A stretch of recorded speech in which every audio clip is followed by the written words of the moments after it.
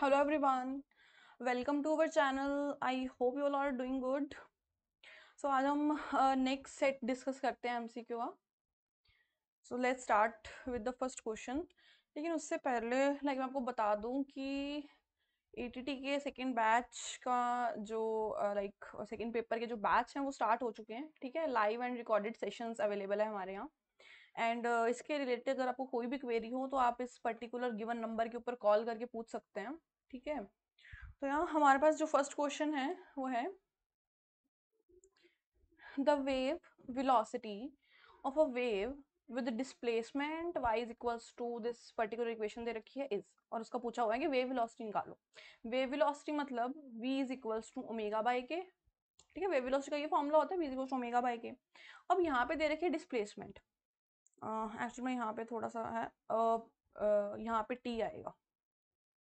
ठीक है, यहाँ पे t आएगा क्योंकि देखो जो हमारे पास इक्वेशन होती है वो कुछ इस तरह से होती है ना, y is equals to amplitude sign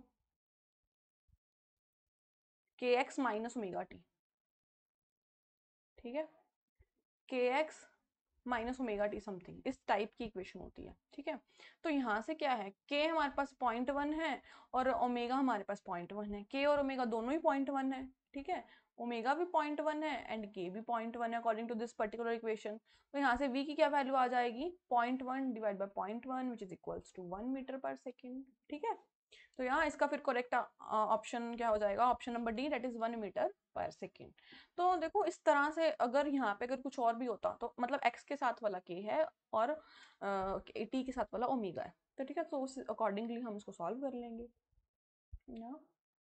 next question देखते हैं. नेक्स्ट क्या है हमारे पास, the group velocity of a wave is defined as, जो ग्रुप वेलोसिटी है वेव की जो ग्रुप वेलोसिटी है which is given by V G से रिप्रेजेंट किया जाता है, और इसका जो फॉर्मूला है वो डी ओमेगा बाई डी के होता है.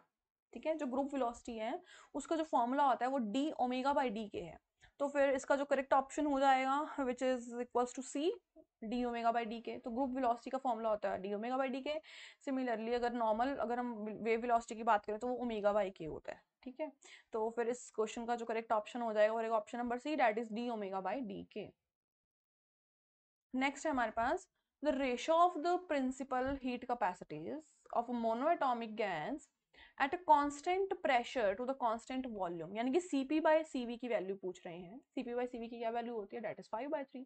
है ना, 5/3 होती है इसकी वैल्यू, तो एज इट इज हमें पता होनी चाहिए. Cp by Cv in the monatomic gas वो 5/3 होता है. ठीक है, याद रखना. तो इसका करेक्ट ऑप्शन हो जाएगा 5/3, दैट इज सी ऑप्शन.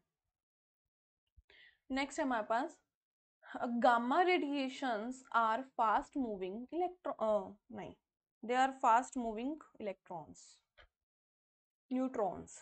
ठीक है, इसका करेक्ट ऑप्शन आएगा न्यूट्रॉन्स, क्योंकि देखो इलेक्ट्रॉन्स नहीं होते ऑब्वियसली. जो हमारे पास गामा रेडिएशन है they are neutral charge particles.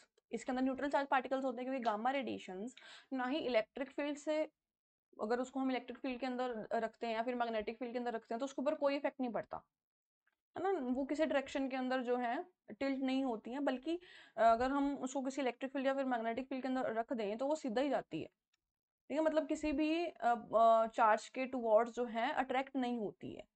ठीक है, मूव नहीं करती है, उसके ऊपर कोई इफेक्ट ही नहीं पड़ता इलेक्ट्रिक फील्ड मैग्नेटिक फील्ड का. तो इलेक्ट्रॉन्स जो है अगर हम उसको इलेक्ट्रिक फील्ड के अंदर रखें तो वो opposite to the electric field move करना शुरू कर देते हैं. अगर प्रोटॉन्स है, अगर उसको हम इलेक्ट्रिक फील्ड के अंदर रखते हैं तो वो उसी डायरेक्शन के अंदर along the direction of the electric field move करना स्टार्ट कर सकते हैं. तो न्यूट्रॉन्स जो है ना वो भी चार्जलेस पार्टिकल होते हैं और गामा रेडिएशंस भी चार्जलेस पार्टिकल होते हैं. तो इस वजह से इसको कहा गया कि gamma radiations are fast moving neutrons. ठीक है, क्योंकि वो न्यूट्रल पार्टिकल से बने हैं. तो यहाँ इसका फिर ऑप्शन डी करेक्ट हो जाएगा. नेक्स्ट हमारे पास which of the forces given below is not considered as a fundamental force. इनमें से कौन सा फोर्स ऐसा है जिसको हम फंडामेंटल फोर्स नहीं कह सकते. फंडामेंटल फोर्स मतलब कि उसको हम ब्रेक नहीं कर सकते, बेसिकली जो जैसा है वो वैसा ही है. जैसे जो ग्रेविटेशन फोर्स है वो one of the week forces है, वंडरफुल फोर्स है. ये भी कोई वही इसका किसी के साथ यूनिफाई नहीं किया गया, इसको किसी के साथ यूनिफिकेशन मतलब दो फोर्सेस की कॉम्बिनेशन कर देना. ठीक है, सिमिलरली इसके अंदर जो है which of the forces given below is not considered as a fundamental force. तो इनमें से कौन से फोर्स को हम फंडामेंटल फोर्स नहीं कह सकते, तो ग्रेविटेशनल फोर्स भी फंडामेंटल फोर्स है, वंडरवॉल फोर्स भी फंडामेंटल फोर्स है, एंड स्ट्रॉन्ग फोर्स भी फंडामेंटल फोर्स है। जो इलेक्ट्रोवीक फोर्स है इसके अंदर दो फोर्सेस की यूनिफिकेशन की गई है। यूनिफिकेशन मतलब कंबाइन करके किसी चीज को स्टडी करना। इलेक्ट्रो वीक, एक तो वीक फोर्स, एक इलेक्ट्रोमैग्नेटिक फोर्स की यूनिफिकेशन की गई है, ठीक है।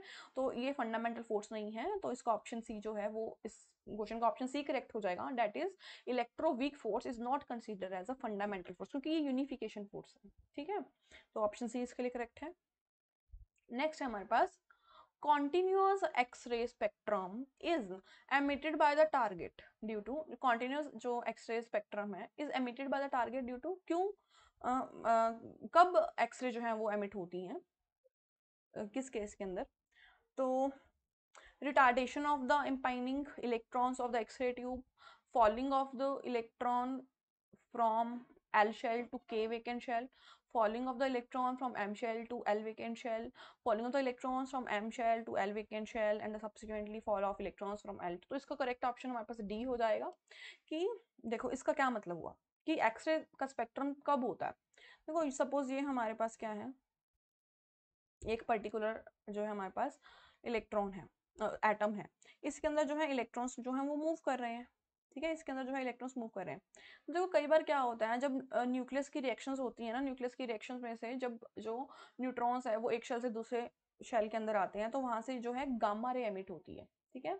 जब गामा रे एमिट होती है तो क्या होता है कई बार वो गामा रे किसी इलेक्ट्रॉन के इतना क्लोजली निकलती है कि जो इलेक्ट्रॉन्स है ना वो उस पर्टिकुलर गामा रे को एब्जॉर्ब कर लेते हैं, उसकी सारी एनर्जी को एब्जॉर्ब कर लेते हैं, और गामा रे को बाहर निकालने की बजाय वो खुद ही बाहर निकल जाते हैं विद द एनर्जी, ठीक है। गामा रे को बाहर निकालने की बजाय वो खुद ही बाहर निकल जाते हैं। तो अगर इलेक्ट्रॉन यहाँ सपोज कि ये के शेल से बाहर निकला तो यहाँ पे एक वेकेंट स्पेस आ गई, तो अब इस वेकेंट स्पेस को फिल करने के लिए एल एल शेल वाले जो इलेक्ट्रॉन्स हैं वो आना शुरू कर देंगे, और जब एल शेल वाले इलेक्ट्रॉन यहाँ से आएंगे तो यहाँ पे वेकेंट स्पेस आ गई, ठीक है। मतलब हायर टू लोअर जब कोई भी चीज आती है तो एमिशन ऑफ रेडिएशन होता है। तो इस केस के अंदर जब एल से एम होता है या फिर ऑब्वियसली के शेल से जो है एल तक, मतलब इस तरह से जो है वी कैन से कि ट्रांजिशंस होती हैं, तो उन ट्रांजिशन में एनर्जी रिलीज होती है, और वो जो एनर्जी होती है वो फॉर्म ऑफ एक्सरे रिलीज होती है, ठीक है। तो यहाँ पे वही बताया कि कॉन्टिन्यूस एक्सरे स्पेक्ट्रम कब होता है हमारे पास। तो इसका करेक्ट ऑप्शन है falling of electron from M shell to L shell, ठीक है। एम शेल से एल शेल के अंदर या फिर एल शेल से के शेल के अंदर, है ना, के एल एम। अगर एल वेकेंट हो गया तो एम वाले फिल करेंगे, अगर के वेकेंट हो गया तो एल वाले फिल करेंगे। तो इस तरह से जो है ये वाला जो प्रोसेस है ये चलता है। तो इसमें कॉन्टिन्यूस एक्सरे स्पेक्ट्रम बनता है और यहाँ पे जो है एक्सरेज रिलीज होती हैं। तो इसका ऑप्शन डी करेक्ट हो जाएगा।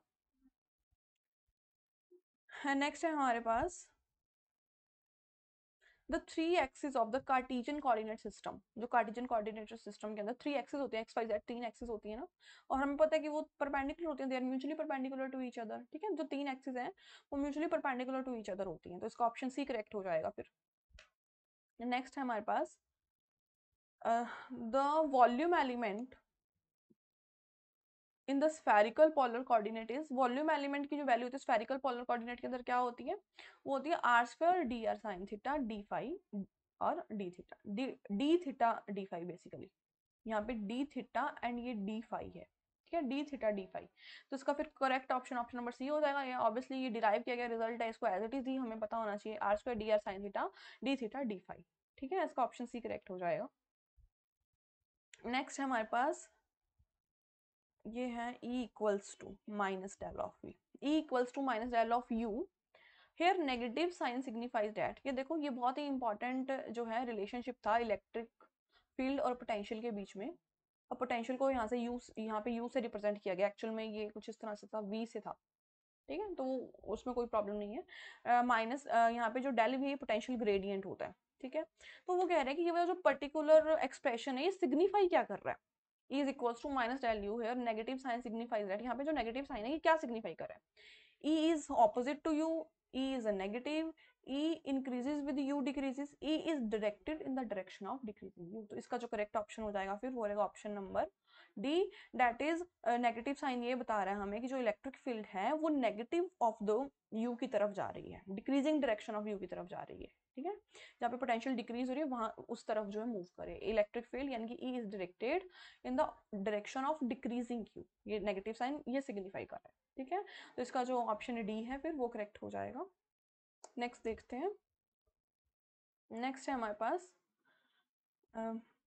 इन a free space Poisson equation is, वो कह रहे हैं कि फ्री स्पेस के अंदर जो पॉइजन इक्वेशन है, अब यहाँ पे देखना अब फ्री स्पेस पूछा हुआ है, ठीक है। वैसे तो पॉइजन इक्वेशन नहीं है, del square V equal to rho by epsilon naught, ठीक है, रो बाय एप्सिलॉन नॉट है, फ्री स्पेस है।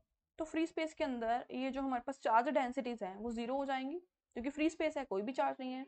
तो फ्री स्पेस के अंदर जो चार्ज डेंसिटी है वो जीरो हो जाएगी।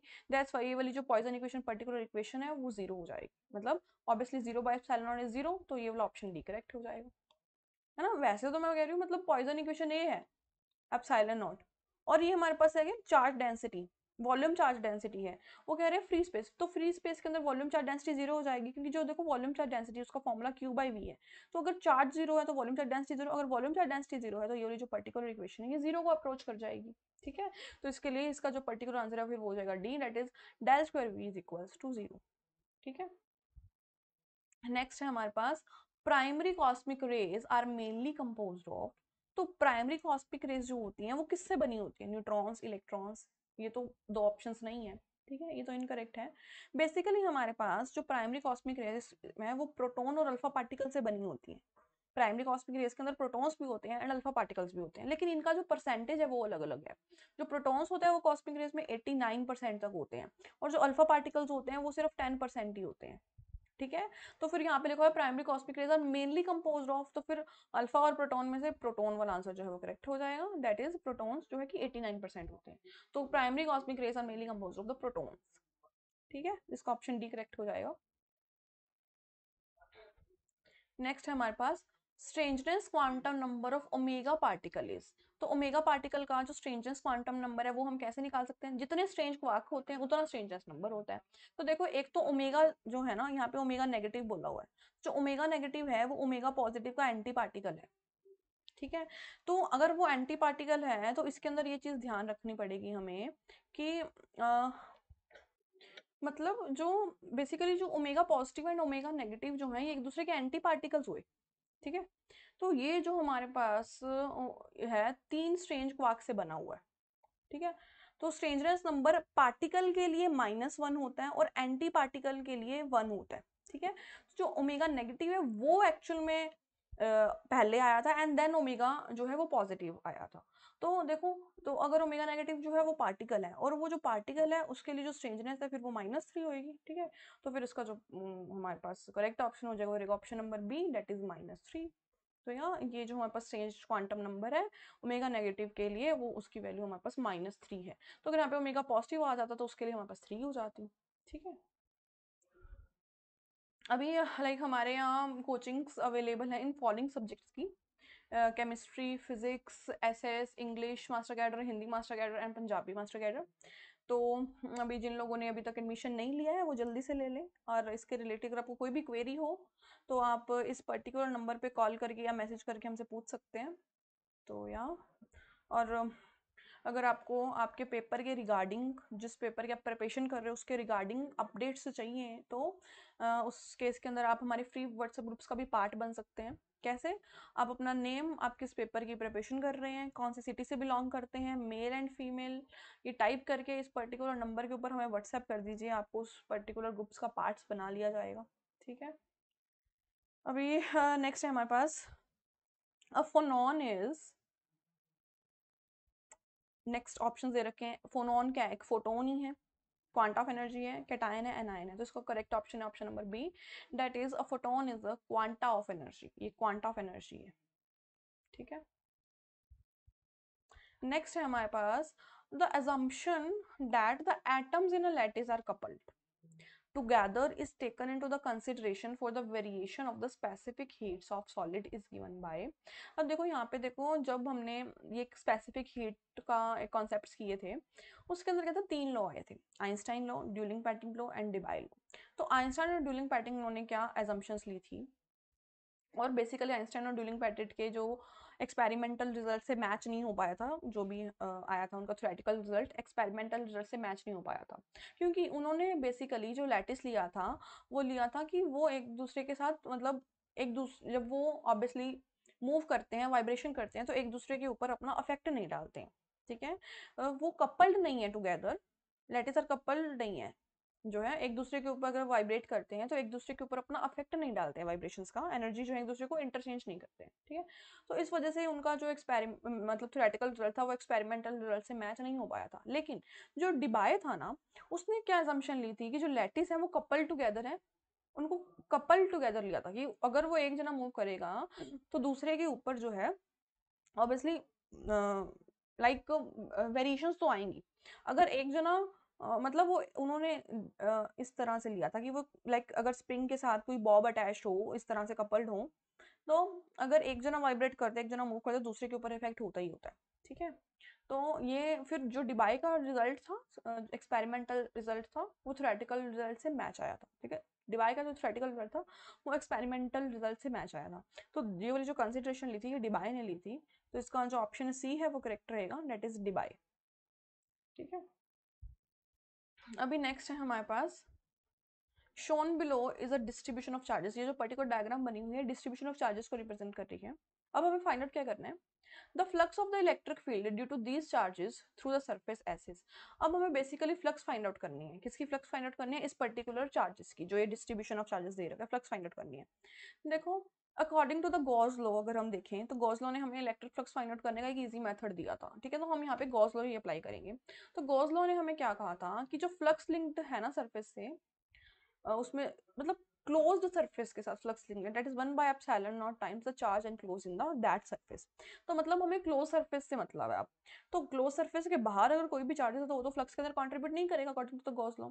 तो ये हमारे पास जो एस सरफेस है ये क्लोज सरफेस है, ठीक है। और उस क्लोज सरफेस के अंदर दो तरह के चार्जेस हैं, एक प्लस क्यू है, एक माइनस क्यू है।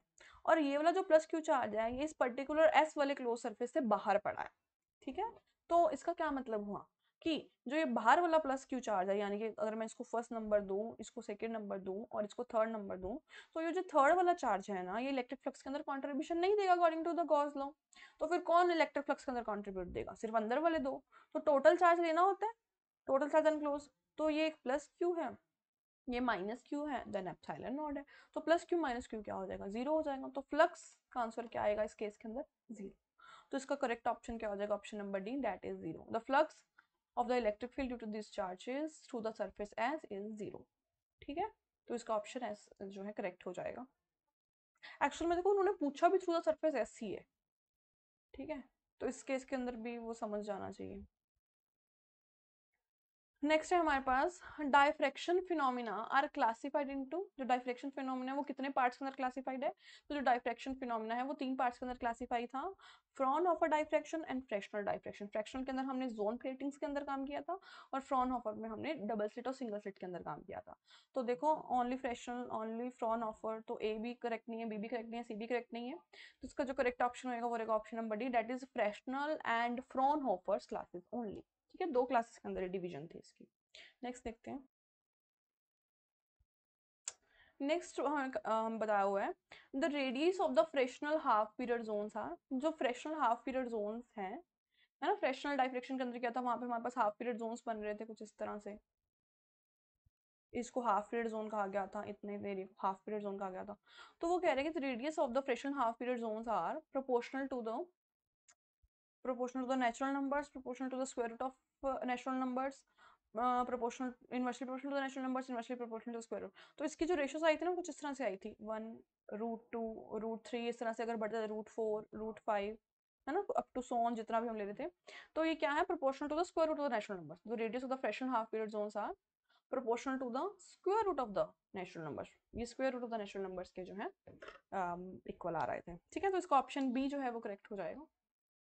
नेक्स्ट है हमारे पास a well known device that is based on the concept of the fractional half period zones।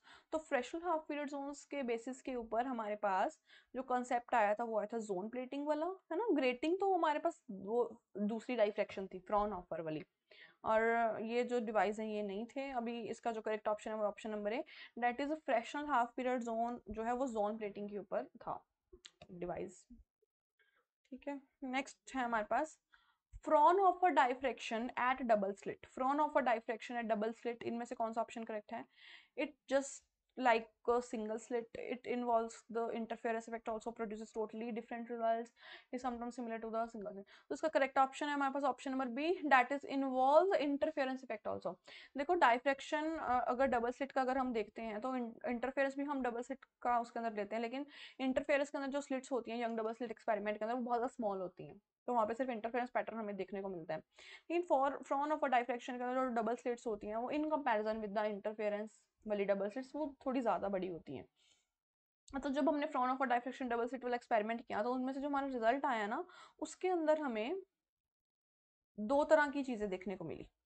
एक तो इस तरह का पैटर्न देखने को मिला,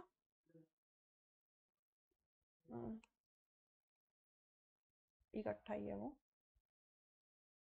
यानी कि इंटरफेरेंस आई, और एक जो रिजल्ट आया वो कुछ इस तरह से आया था।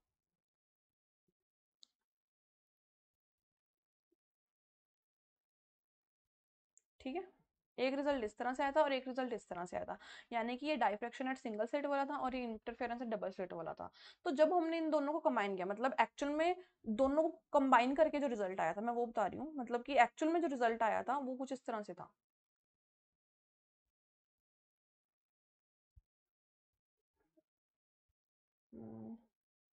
इसको थोड़ा सा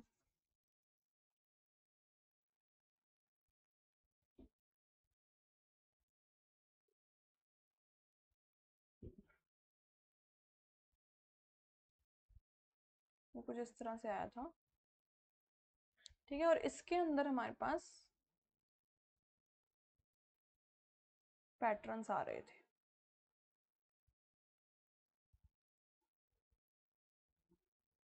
यानी कि इससे हमें क्या पता चला था कि जो इंटरफेरेंस के मैक्सिमा है वो कट आउट हो चुके हैं।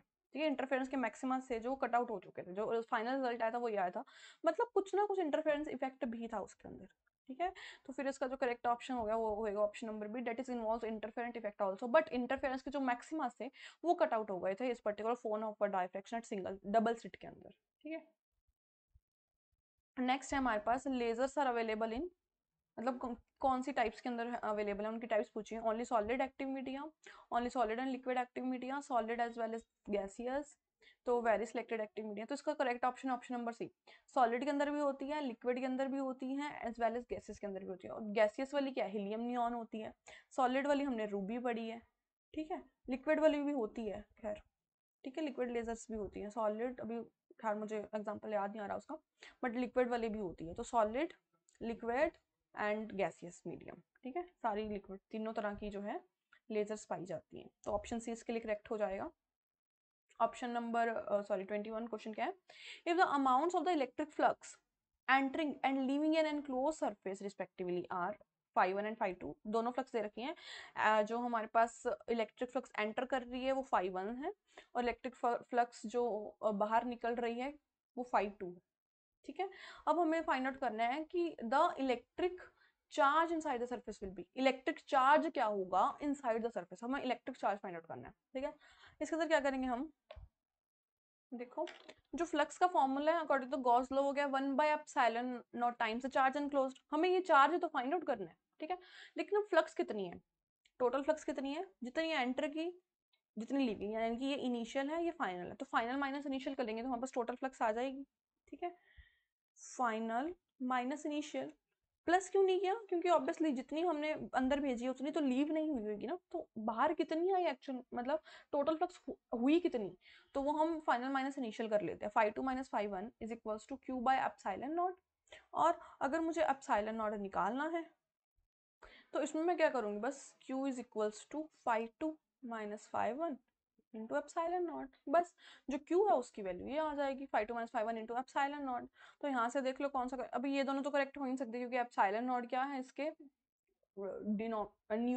डिनोमिनेटर के अंदर है, सॉरी, तो डिनोमिनेटर के अंदर दोनों ये एप्सिलॉन नॉट हमारे पास न्यूमिनेटर के अंदर है, तो इन दोनों ऑप्शंस में से देख लो। तो ये तो दोनों ही 5 1 है, और एक्चुअल में क्या इसमें से कोई ऑप्शन करेक्ट नहीं है, यहाँ पे थोड़ी सी मिस्टेक हुई है फिर। एक्चुअल में यहाँ पे क्या होएगा, यहाँ पे फिर माइनस होएगा, यहाँ पे 5 2 माइनस 5 1, ये नहीं है, 5 2 माइनस 5 1 एप्सिलॉन नॉट। तो उस हिसाब से वैसे ऑप्शन नंबर ए ही इसका करेक्ट था, यहाँ पे थोड़ी सी मिस्टेक हुई थी, तो एक्चुअल में यही करेक्ट है, q is equal to 5 2 minus 5 1 into epsilon naught. ठीक है, तो इस यहाँ से चेक कर लेना, थोड़ा सॉल्व इसी तरीके से होना। नेक्स्ट हमारे पास a transistor is operating in the active region under this condition. जो ट्रांजिस्टर है वो एक्टिव रीजन में किस कंडीशन के अंडर काम करता है, both the junction of forward bias, both the junction of reverse bias, ये तो नहीं है। जो हमारे पास स्टार्टिंग है यानी कि इनिशियल वाले हैं वो हमारे पास फॉरवर्ड बायस होंगे, इनपुट है फॉरवर्ड बायस होती है, आउटपुट हमारे पास जो है रिवर्स बायस होती है। तो emitter based junction is reverse bias नहीं, फॉरवर्ड जो हमारे पास इनपुट है वो रिवर्स बायस नहीं हो सकती। तो emitter based junction is forward bias, देखो जो इनपुट है हमारे पास वो फॉरवर्ड बायस है, कलेक्टर बेस्ड जंक्शन मतलब जो आउटपुट है हमारे पास वो रिवर्स बायस है। तो ये वाला ऑप्शन जो है करेक्ट है, that is emitter based junction हमारे पास फॉरवर्ड बायस होना चाहिए और कलेक्टर बेस्ड जंक्शन हमारे पास रिवर्स बायस होना चाहिए। ये ट्रांजिस्टर को एक्टिव रीजन में रखने का एक यू कैन से की मेथड है। ठीक है, इसको ही हम एक्टिव मीडियम बोलते हैं, एक्टिव रीजन बोलते हैं। नेक्स्ट है हमारे पास the two charges appear separated at a distance d exert a force f on each other। दो चार्जेस हैं, ठीक है, दो सफियर्स हैं एक्चुअली, ठीक है, दो सफियर्स हैं, एक दूसरे के ऊपर फोर्स एक्सर्ट कर रहे हैं f का, और दोनों के बीच का जो डिस्टेंस है वो d है, एक दूसरे के ऊपर f फोर्स एक्सर्ट कर रहे हैं। ठीक है, ये भी इसकी वजह से भी और इसकी वजह से भी जो f फोर्स एक्सर्ट हो रहा है, इफ दे आर इमर्ज। अब ये अगर पूरा सेटअप को हम लिक्विड के अंदर इमर्ज कर दे जिसका डाइलेक्ट्रिक कांस्टेंट 2 है, देन द फोर्स इज, तो फोर्स क्या होएगा, यानी कि बेसिकली हमें मीडियम का फोर्स निकालना है।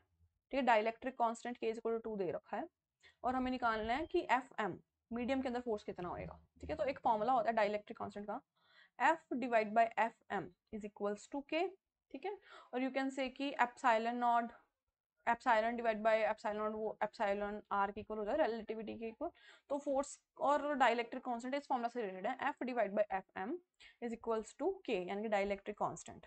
ठीक है, एक्चुअल में ये फॉर्मूला कुछ इस तरह से होता है, अगर इसको थोड़ा सा और इलेबोरेट करूँ मैं, तो ये 1/4 pi epsilon naught Q1 Q2 divide by R square. ठीक है, डिवाइड बाय, और मीडियम के लिए 1/4 pi epsilon, where epsilon is the permittivity of a medium, तो Q1 Q2 divide by R square, ये इस तरह से होता है। ठीक है, तो 1/4 पाई से 1/4 pi cancel, Q1 Q2 by R square से Q1 बाय Q2 कैंसिल, तो ये हमारे पास एप्सिलॉन बाय एप्सिलॉन नॉट हो जाता है, और ये एप्सिलॉन आर के इक्वल और इक्वल टू के है, तो इसके अकॉर्डिंग हमारे पास एफ बाई एफ एम भी के की इक्वल हो गया है। ठीक है, तो बस ये वाला फॉर्मूला यहाँ पे यूज कर देंगे, F divide by F M is equals to K. हमें मीडियम निकालना है, मीडियम का वो निकालना है कि डाइलेक्ट्रिक कांस्टेंट 2 होना चाहिए, डाइलेक्ट्रिक कांस्टेंट की वैल्यू 2 दे रखी है और फोर्स ऑफ द मीडियम निकालना है, तो बस इसको ऊपर ले जाओ, इसको नीचे ले आओ, F medium is equals to F divide by K. ठीक है, एफ एफ भी है और के की वैल्यू हमारे पास 2 दे रखी है, तो एफ एम की क्या वैल्यू आ गई है, एफ बाय 2। ठीक है, तो फिर इसका जो करेक्ट ऑप्शन हो जाएगा वो रहेगा ऑप्शन नंबर है, दैट इज एफ बाय 2, बस। ठीक है, सो या नेक्स्ट है हमारे पास two equal and opposite charges हैं जिनके ऊपर जो फोर्स है वो इतना are placed at a distance of 1 centimetre forming a dipole and are placed in electric field की वैल्यू इतनी दे रखी है, maximum torque on each dipole. वो कह रहे हैं कि दो इक्वल और ऑपोजिट चार्जेस है, यानी कि डायपोल बना रहे हैं, उन चार्जेस की जो मैग्नीट्यूड है वो ये दे रखा है, are placed at a distance of 1 centimetre, उनके बीच का जो डिस्टेंस है वो भी क्या है, 1 सेंटीमीटर है, और उनको इलेक्ट्रिक फील्ड में रखा गया है जिसकी जो वैल्यू है वो इतनी है। तो मैक्सिमम टॉर्क देखना है, मतलब एक्चुअल में वो बेसिकली इस तरह से पड़े हैं। ठीक है, ये एक चार्ज है, ये एक चार्ज है। ठीक है, ये माइनस क्यू, ये प्लस क्यू, बेसिकली हमने इनके ऊपर टॉर्क देखनी है। तो टॉर्क का फॉर्मूला होता है हमारे पास, torque is equals to P into E, यानी कि dipole movement into electric field. और डायपोल मूवमेंट का क्या फॉर्मूला होता है, इधर चार्ज इंटू उनके बीच का फिक्स डिस्टेंस। ठीक है, इधर चार्ज इंटू उनके बीच का फिक्स डिस्टेंस, तो 2a की वैल्यू यहाँ पे 1 हो जाएगी, और देखो p की वैल्यू मैंने यहाँ पुट कर दी e as it is. q हमारे पास क्या है, 2 इंटू टेन कूलम, 2 है यानी कि उनके बीच का फिक्स डिस्टेंस क्या है 1, तो 2a की वैल्यू 1 हो गई। इलेक्ट्रिक फील्ड कितनी है, 2 इंटू 10⁵ 5। ठीक है, इन सभी चीज़ों को सॉल्व कर लो बस। ये हमारे पास हो जाए 4 एंड देन कुछ इसको सॉल्व करके हमारे पास क्या है, ये डी ऑप्शन इसका करेक्ट है। ठीक है, 4 × 10⁻⁻⁷ न्यूटन मीटर। ठीक है, तो देखो एक और चीज़ इसके अंदर है कि ये हमारे पास 1 सेंटीमीटर दे रखा है और हमारा जो सारा काम है वो यहाँ पे मीटर के अंदर, न्यूटन मीटर। तो इसको क्या करेंगे, 1 को सेंटीमीटर से मीटर में कन्वर्ट करने के लिए 100 से डिवाइड करता तो यहाँ पे 10⁻⁻2 भी आ जाएगा।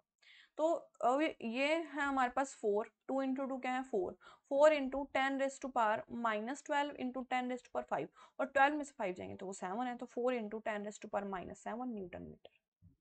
ठीक है, तो इसका correct option option number D हो जाएगा, दैट इज 4 × 10⁻⁷ न्यूटन मीटर। अभी नेक्स्ट क्वेश्चन है हमारे पास, the electric field due to uniformly charge sphere of radius R as such a function of distance from its centre is represented graphically by. अब देखो ये ना गॉस लॉ का एक था एप्लीकेशन, जिसके अंदर क्या था, electric field due to uniformly charge sphere के बारे में पूछा हुआ था। Electric field due to uniformly charge sphere, ये हमारे पास एक स्फीयर है यूनिफॉर्म, इसके अंदर जो है चार्जेस का कुछ इस तरह से है, इस तरह से डिस्ट्रीब्यूटेड है, और वो कह रहे हैं उसका जो रेडियस है वो आर दिया हुआ है, उसका जो रेडियस है वो आर दिया गया, इस पर्टिकुलर स्फीयर का रेडियस आर दिया गया है। अब हमें रिप्रेजेंट करना है फ्रॉम इट सेंटर, उसको ग्राफिकल रिप्रेजेंट करना है कि सेंटर से जैसे जैसे हम ऊपर की तरफ जाएंगे, ठीक है, तो किस तरह से इलेक्ट्रिक फील्ड जो है वो वेरी करेगी। ठीक है, तो इसके अंदर देखो क्या है, जो इलेक्ट्रिक फील्ड है अगर हम सेंटर के अंदर रहते हैं वो, तो वो डायरेक्टली प्रोपोर्शनल टू आर रहती है। ठीक है, अगर इनसाइड दिस स्फीयर देखें तो वो डायरेक्टली प्रोपोर्शनल टू आर है, क्योंकि जैसे जैसे हम सरफेस के ऊपर जाएंगे वैसे वैसे हमारे पास जो है चार्जेस बढ़ेंगे, सरफेस के ऊपर चार्जेस की कॉन्सेंट्रेशन ज्यादा होती है, जैसे जैसे हम सरफेस के ऊपर जाएंगे चार्जेस बढ़ेंगे, और वैसे वैसे अगर चार्जेस बढ़ेंगे तो वैसे ही हमारे पास इलेक्ट्रिक फील्ड बढ़ेगी। ठीक है, जैसे ही हम सरफेस से बाहर जाएंगे वैसे जो है चार्जेस कम होना शुरू हो जाएंगे, और चार्जेस जो है कम होना शुरू हो जाएंगे तो वो डिक्रीज होएगी।